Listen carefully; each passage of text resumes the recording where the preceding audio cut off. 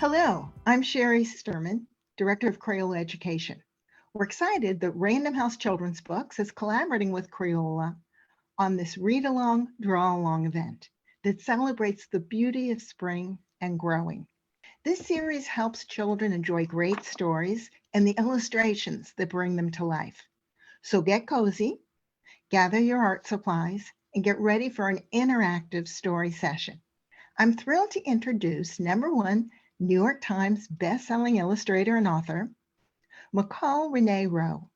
McCall has applied her artistic skills in so many areas, from photography, apparel design, hair design, and book illustration. It is really special when an author illustrates a book that she's written. So I'm eager to learn more about our guest. So McCall, you grew up in a home filled with art. You spent many of your early years watching your mother create portraits of family and friends using pastels. You went on to study fashion, multimedia, and illustration at Savannah College of Art and Design. Now you're a creative designer who works in just about every medium, from photography to clothing and hair. Please tell us about your journey. And when did your writing and your book illustration first come together? I started writing when I was in high school. I happened to have a boyfriend who was into rap, and during that time, the guys would get together and they would have cipher sessions. And one time he asked me to join him, and I would write some poetry and try to put it to beats. I unfortunately did not have the gift of rhyming on a beat. It was very staccato. So I saved the poetry until I got into college and to my first job, where I was a children's wear designer. And a lot of times we had to buy children's books for references, and I put those together one day towards the end of my career, and I realized, wow, I need to be writing children's books, because at the time there was only 3% of diversity for African-American children in the publishing industry. So I went ahead and did that for underrepresented kids. I love how this book, I'm Growing Great, is filled with such important messages that empower young people, especially young girls, to appreciate the many ways that they're growing, both physically and in their sense of self and in their relationships. What inspired you to write this book? And what are the key messages that you hope readers hear and see in I'm Growing Great? Happy Hair was really about style and look and sort of the outside appearance. But I'm Growing Great is really about working on that development internally. And I think oftentimes we believe we really start doing that when we get older, when we should be instilling that as a young child. And when I started writing I'm Growing Great, I was thinking about a lot of the lessons I wish I'd known when I was a child, and how I wish I had just gotten some of those like little nuggets and easy words and phrases that could be stuck with me as I got older and experienced some life. So we are really excited to hear this story about the confident young girl's reflections on how they're growing. Please read I'm Growing Great. I'm Growing Great by McCall Renee Rowe, by myself. This book belongs to, you can say your name, who is loving, learning, and growing every single day.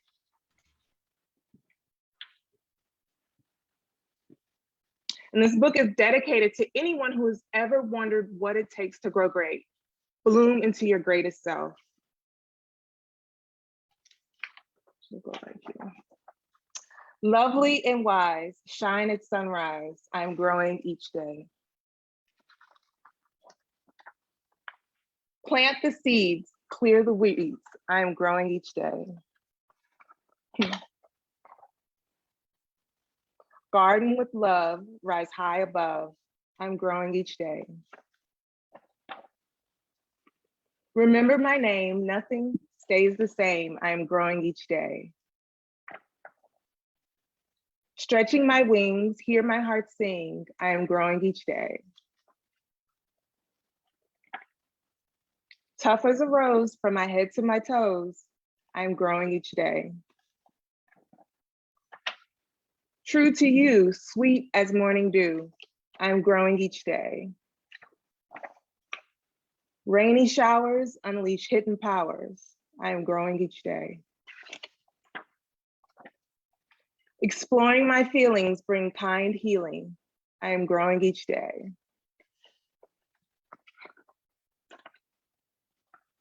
Steady as a tree, peace within me. I am growing each day. Build like a bee, patience is key. I am growing each day. Give me some room, I'm ready to bloom. I'm growing each day. I'm born to be great. Love, kindness, care, and you'll eventually bloom. And that's I'm growing great. Thank you for sharing this beautiful story. And I'm delighted that you started by reading the dedication. I'd like to talk about that. You dedicated this book to anyone who has ever wondered what it takes to grow great. And then you say bloom in into your greatest self. Talk to us about that dedication. I wrote that dedication because I think so often when you're not in a place where you think you want to be or where you should be, you can look around you, you can see so many different people in places that you aspire to be. And especially with social media, it's so easy to get entangled in the fantasies of other people's lives. And that can happen as a child when maybe you're not in a setting or a group of people that you admire. But the secret is that we all have our own unique greatness and we just need to tap into it, and we need to hone our own skill and find what thumbprint, what unique talent, what gift, what personality, what trait makes us great. And that's why we all have our own little signature thumbprint on our own greatness. That is beautiful. It really speaks to social and emotional learning. And that's really top of mind right now for teachers and parents who are working with kids to build their sense of self-awareness and social awareness. Thinking about that, there are a few pages that I'd love us to go back to in the book, and you can tell us more about your thoughts, why these messages are so important. Let's start with the spread that says, remember my name, nothing stays the same. Tell us why you focused on that importance of saying kids' names. I think it's important to say kids' names because that's their first identity. I think it's their, how they're seen at home, and when they go out into the world, that's how they know themselves. So it's important that we acknowledge them for who they are and how they recognize themselves. But most importantly, I was thinking about how in your life, you have different friend groups, and sometimes they might call you a different name, like at home, I'm from St. Louis, Missouri, and those group of friends, they call me a certain nickname. And then when I got here in Atlanta, a certain group of friends, they call me a certain name. And it kind of places you in different places in your life and reminds you of who you are and who you were and possibly who you're going to be. And I think it's important that you kind of sew the tapestry of your life as you move throughout, different friends if you lose and gain. So I think it's just important that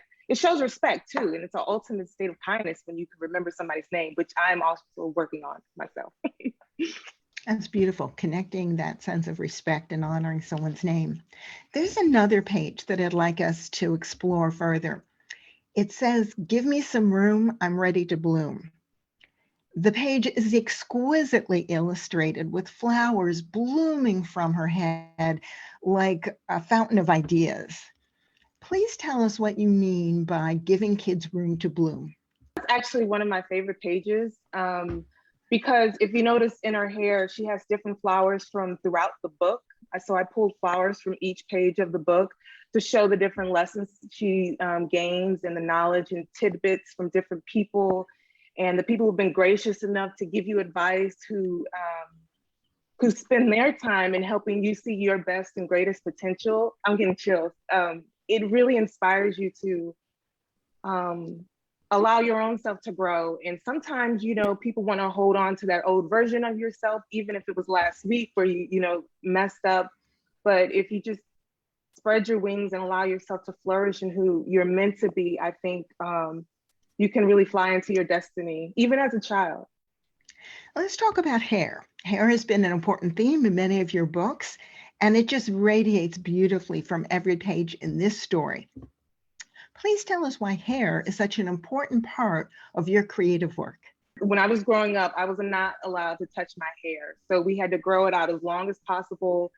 And then in the 80s, perm came on the scene, and like all of my hair fell out, and it took me so long to like grow my hair back. So there's this sort of relationship, particularly with Black women and men actually, who wanted to just connect with their hair and their roots. But I think in the larger population in general, this idea of your identity, how you take care of yourself. Your self-care is within your hair, different styling in your hair. You can express yourself with tribal, African tribes. You can tell apart different tribes. And I think that's also true in America. I think you can tell different regions of states, depending on your haircut, and you can get really creative. And I just remember, and I'll say this story really quickly, when I was in the corporate world, I had long locks, and a lot of African-American women would come up to me and say, "You can have your hair like that in the corporate world?" And they were so shocked. And then different races would ask, well, what is that? Are they braids? And I think happy hair just kind of brings those two worlds together, about just celebrating knowledge and embracing different cultures, different people, different hair.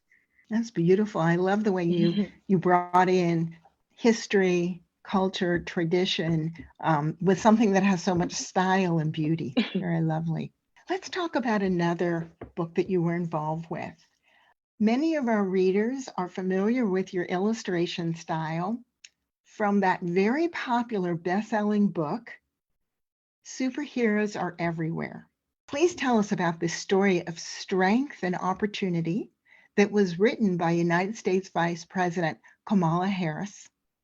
And tell us how you got involved in illustrating this book and what it was like to work on it. When Kamala Harris came to me and asked me to illustrate her book, I was thrown off because it came through my agent, and I was really excited to get the opportunity. I was eating ramen noodles in my office, and at that point he said yes. So Kamala Harris, Senator of California, wants you to illustrate your book. And I just like burst into tears, sat on my chair.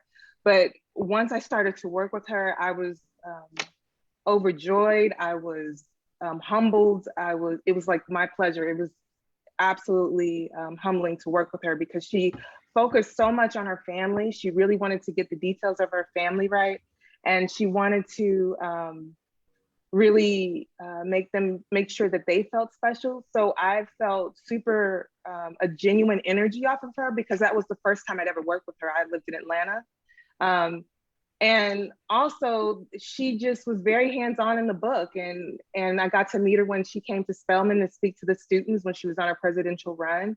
And she was in a big crowd. And I tell this story all the time because it's my favorite story. She was in a big crowd getting pictures with different college students. Her assistant walks up to her and whispers in her ear, like, "Your illustrator is here."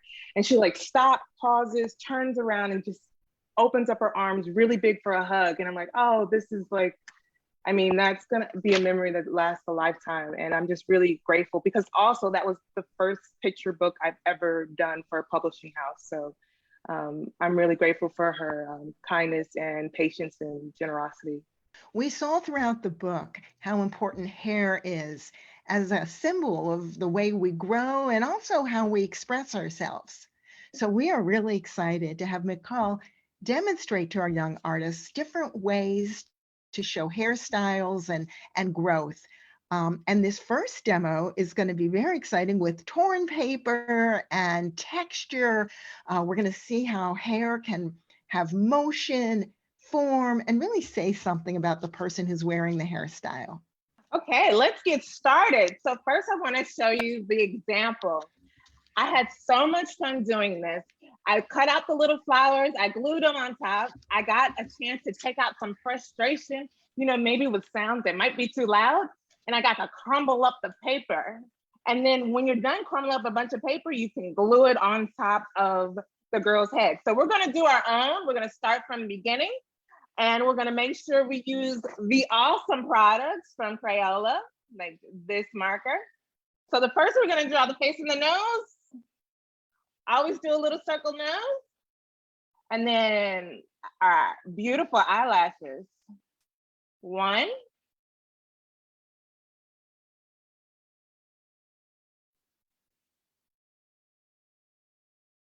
All right, now we got to do the little eyebrows, right? Maybe they're a little surprised, just a little bit.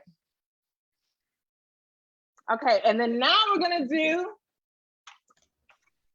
cut out a little mouth.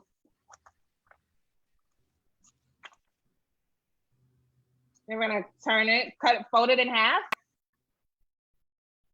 And then we're gonna do a half moon shape. There we go. Bam, look at that. We have a little mouth. Now we're gonna get a little widow's peak. Okay. Let's put on our glue real quick. Make sure you get enough glue or it won't stick. But I love the products that Crayola have. Now, she's gonna need a little smile, right? We can't have her sad, she has to smile.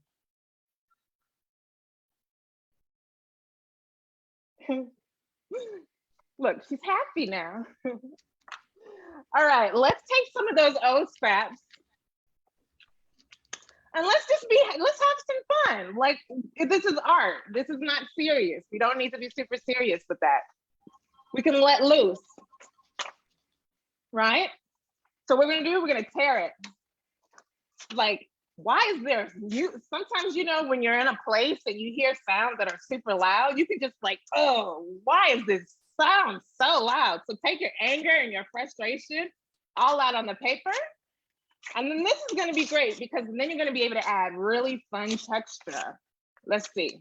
So you're like, what do we do now? Now we like crumble it up. Grab it and crumble it up as hard as you can.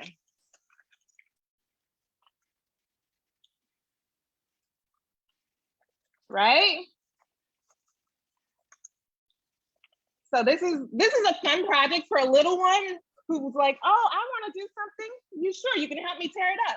Now you take your glue stick and you glue around it. Get ready. Get ready to add some colorful hair, right?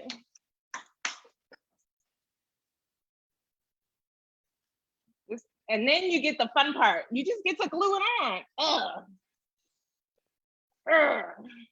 And you can make noises, you can make sound effects. Nobody said you gotta be super quiet while doing this. I love the way the folded paper gives such a great texture. Yes, and it just pops off the page.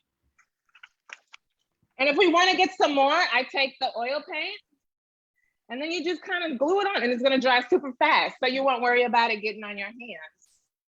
And you can do it on the back as well. Okay. And then you take the glue. There.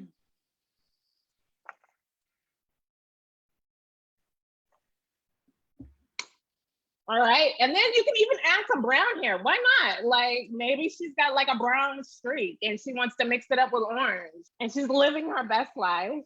Now we're just having fun with it. We're doing a little bit of hair here, a little bit of hair there. We're not worrying about it. There are no rules to this. Let's go. Let's get a little dark. Okay. And then make sure you squeeze it. Okay, there we go. Okay, here you go. That's beautiful. The crumpled paper just adds such energy to it. And it's fun. I mean, anybody can do it. You can do it on a large or smaller scale. And then the products are so versatile that you really can get a big range from them. Look at that. Let's see what this looks.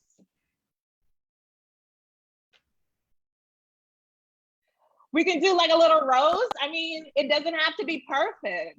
We don't have to be perfect. This is about to have fun.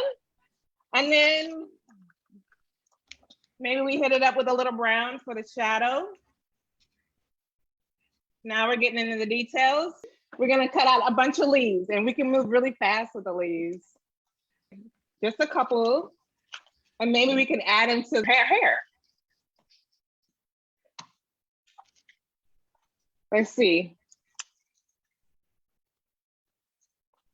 Okay, and then maybe we'll do one more for posterity. How about that?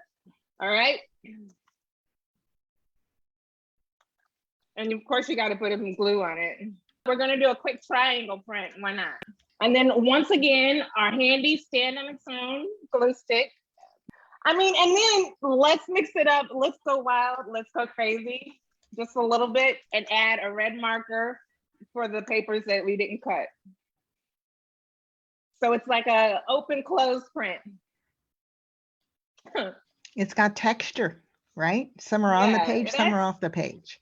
Right? And then of course you take your hot pink heart, and voila. Love it. So the book is filled not only with a story of how people grow, but your use of flowers and greenery and plants also represent growth. So because you're weaving those floral designs in add so much energy and joy to the story, it would be great if you could show how to draw a person with flowers in her hair. Let's just do our head first, right? Let's get the base, let's get half of the ears. Then let's get a line in the ears. And then a single nose in the center, and then the little neck. So we're building out our base, and then the body.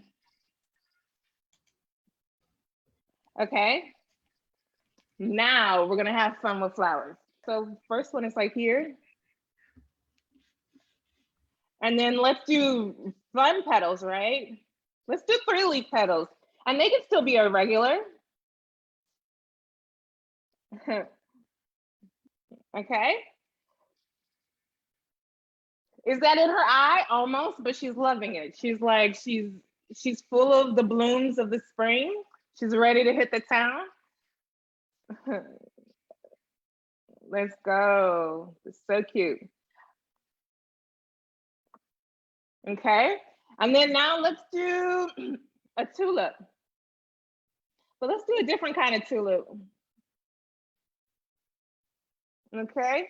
And then the center. And then let's do a little. Let's do a smaller flower of the corner.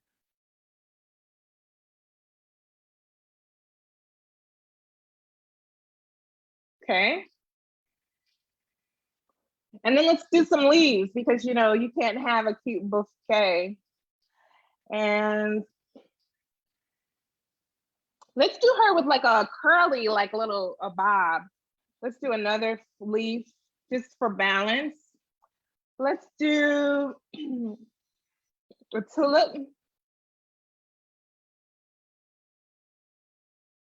Okay. Okay.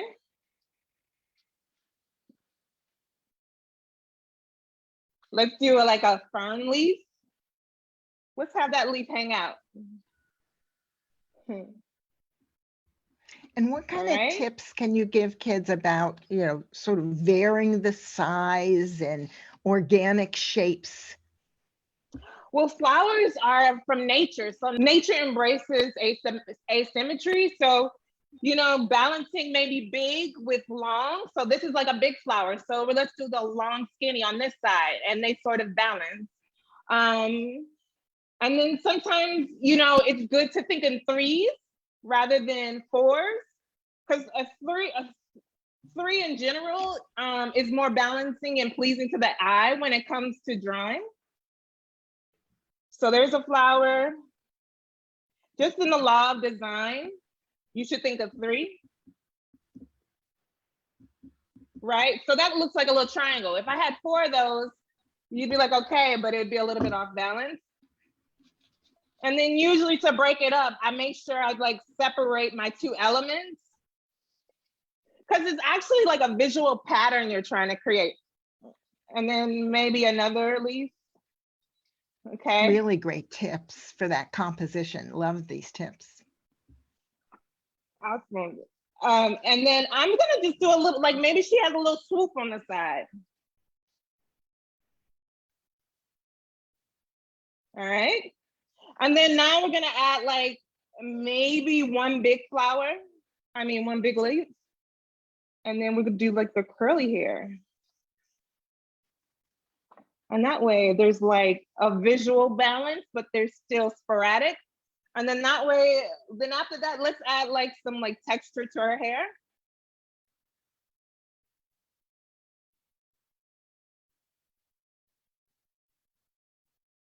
And let's do the same thing over here.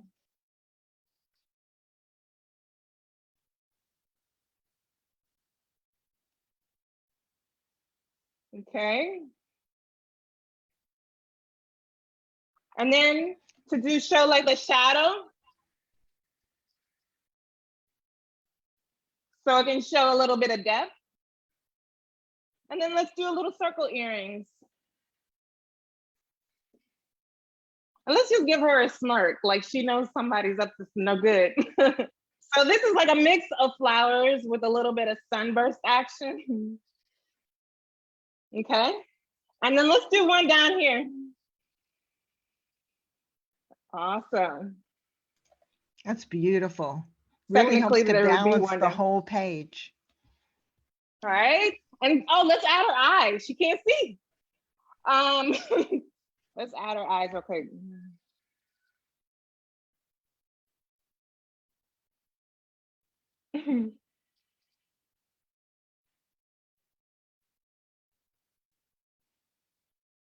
That is awesome. Kids of all ages are busy creating art. I want to mention to parents and teachers that you can keep the colorful fun growing by signing up for our free monthly e-newsletters filled with creative learning resources.